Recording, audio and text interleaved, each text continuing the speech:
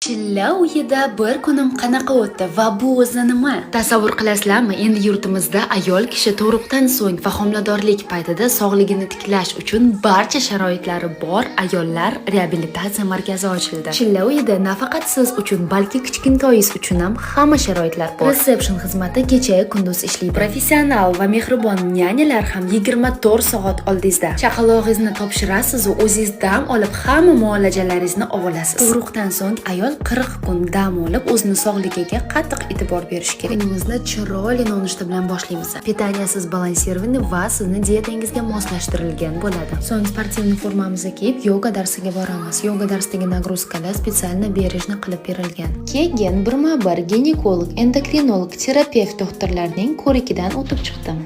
Aytgancha medsestralar ham 24 soat oldingizda. Soat 12 da perekuska nima berilganini ko'ryapsiz.